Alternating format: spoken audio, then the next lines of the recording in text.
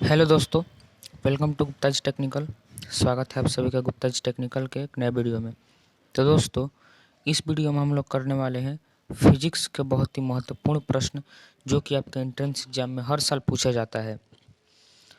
और दोस्तों, यकीन मानिए, अगर आपने ये वीडियो के सारे प्रश्न अच्छे से कर लिए तो 8 से 10 नंबर आपके बन जाएंगे।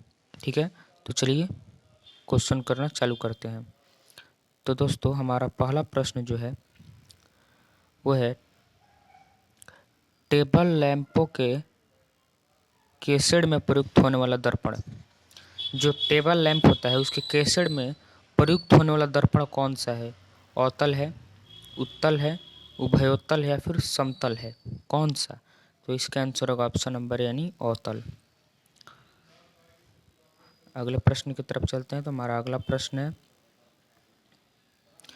एक बर्फ का टुकड़ा पानी से भरे एक गिलास में तैर रहा है, तो पूरी बर्फ को पिघल जाने पर पानी का तल क्या होगा? देखिए, मान लीजिए ये कोई गिलास है, ठीक है, ये कोई गिलास है और ये पानी है, ठीक है, ये पानी है और पानी के ऊपर एक बर्फ का टुकड़ा तैर रहा है।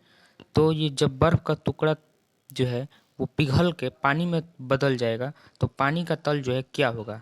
बढ़ जाएगा, घटेगा या फिर पूर्वोत्तर रहेगा, फिर पहले बढ़ेगा और फिर घटेगा, क्या होगा? तो इसका राइट आंसर होगा ऑप्शन नंबर सी यानी पूर्वोत्तर रहेगा, मतलब कि ना ही घटेगा और ना ही बढ़ेगा। ठीक है, चलिए नेक्स्ट प्रश्न की तरफ चलते हैं। तो हमारा अगला प्रश्न है सूर्य से पृथ्वी पर पहुंचने वाली किरण पुंज को कहते हैं। देखिए, सूर्य की जो किरण है वो यानी ये है सन और ये है अर्थ है। तो इसकी किरण जो है अर्थ तक पहुंचती है, तो कौन सी किरण है? कौन सी किरण अर्थ तक पहुंचती है? अपसारी किरण पुंज, विसरित किरण पुंज, अभिसारी किरण पुंज या फिर समांतर किरण पुंज? तो इसका आंसर होगा ऑप्शन नंबर डी यानी कि समांतर किरण पुंज। देखिए, ये देखिए, इस तरह से सूर्य की किरण पृथ्वी तक आती है, तो ये जो है किरण पुंज ये सभी समांतर हैं, तो ये इसलिए इसे समांतर किरण पुंज कहते हैं। ठीक है, अगले प्रश्न की तरफ बढ़ते हैं। तो हमारा अगला प्रश्न है किसी द्रव में किस बिंदु पर दाब निर्भर होता है? किसी भी द्रव में किस बिंदु पर दाब निर्भर होता है?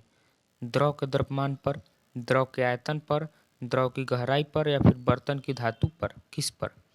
तो इसका राइट आंसर होगा ऑप्शन नंबर सी यानी द्रव की गहराई पर। ठीक है, किसी भी द्रव की बिंदु का दाब जो है निर्भर होता है द्रव की गहराई पर। अगले प्रश्न की तरफ बढ़ते हैं। तो हमारा अगला प्रश्न है बैरोमीटर में पारा लिए जाने का क्या कारण है? जो बैरोमीटर है उसमें पारा लिए जाने का क्या कारण है?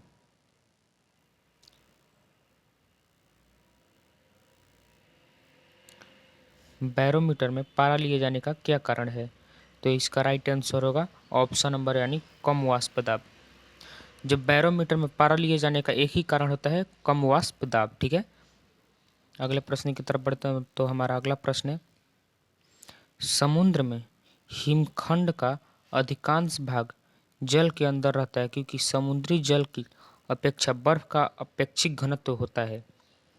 देखिए, समुद्र में हिमांक का अधिकांश भाग जल के अंदर रहता है, यानी समुद्र में बर्फ का जो टुकड़ा होता है वो जल अधिकांश भाग उसका जल के अंदर होता है, क्योंकि समुद्री जल की अपेक्षा बर्फ का घनत्व होता है वो क्या होता है?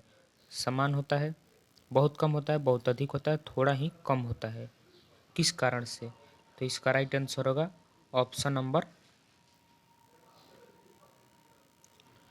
इसका राइट आंसर होगा ऑप्शन नंबर डी यानी थोड़ा ही कम। ठीक है, थोड़ा ही कम। चलते हैं अगले प्रश्न की तरफ। तो हमारा अगला प्रश्न जो है वो है दर्पण से बने प्रतिबिंब का आवर्धन +1 है। देखिए, दर्पण से बने प्रतिबिंब का जो आवर्धन है वो +1 है। ठीक है, तो बताना है वो दर्पण कौन सा है? उत्तल है, समतल है, अवतल है या फिर कोई भी दर्पण हो सकता है। तो इसका राइट आंसर होगा ऑप्शन नंबर बी यानी समतल है। ठीक है।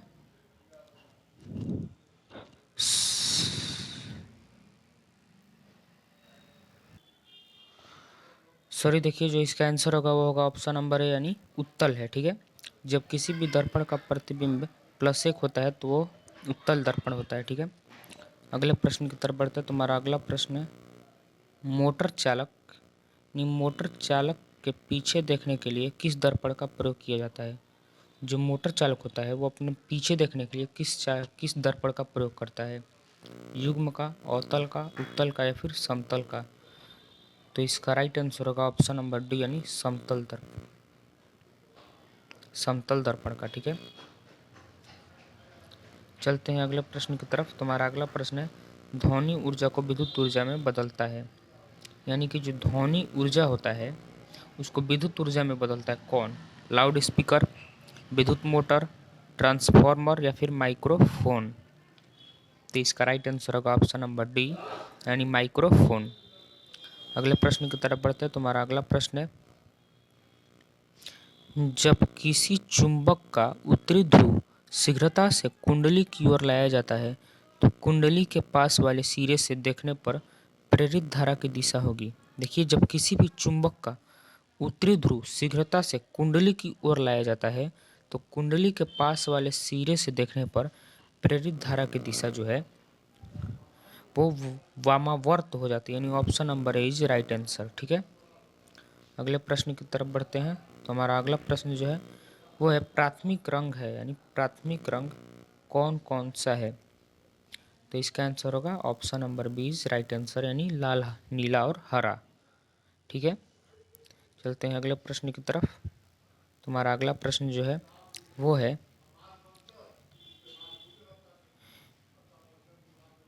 यदि कोई वस्तु अपने ऊपर पड़ने वाले संपूर्ण प्रकाश को अवशोषित कर ले तो उसका रंग कैसा दिखेगा। देखिए, यहाँ पे क्वेश्चन दिया हुआ है, यदि कोई भी वस्तु अपने ऊपर पड़ने वाले संपूर्ण प्रकाश को अवशोषित कर ले तो कैसा दिखेगा। तो इसका आंसर होगा ऑप्शन नंबर ए काला। ठीक है। देखिए, कोई भी वस्तु जो है यानी ऑब्जेक्ट जो है वो प्रकाश मान लीजिए आ रहा है, तो जितना प्रकाश आ रहा है उसको अगर ये अवशोषित कर ले पूरा प्रकाश को, तो ये जो हो जाएगा काला हो जाएगा। ठीक है।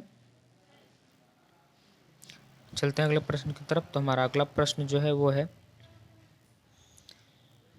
जब श्वेत प्रकाश को प्रिज्म से होकर गुजारा जाता है तो प्रिज्म के आधार की तरफ होता है।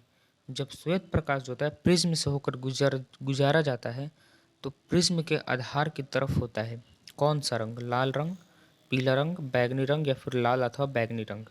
तो इसका राइट आंसर होगा ऑप्शन नंबर सी यानी बैगनी रंग। ठीक है। तो दोस्तों, आज की वीडियो में बस इतना ही। अगर आपको ये वीडियो अच्छा लगा हो तो वीडियो को लाइक करें और अपने दोस्तों के पास ज़रूर शेयर करें और चैनल को सब्सक्राइब करें। अगर आप भी एक ऐसे स्टूडेंट हैं जो पॉलिटेक्निक एंट्रेंस एग्जाम की तैयारी बिल्कुल फ्री में करना चाहते हैं तो हमारे चैनल गुप्ता जी टेक्निकल को सब्सक्राइब करना न भूलें। वीडियो देखने के लिए धन्यवाद।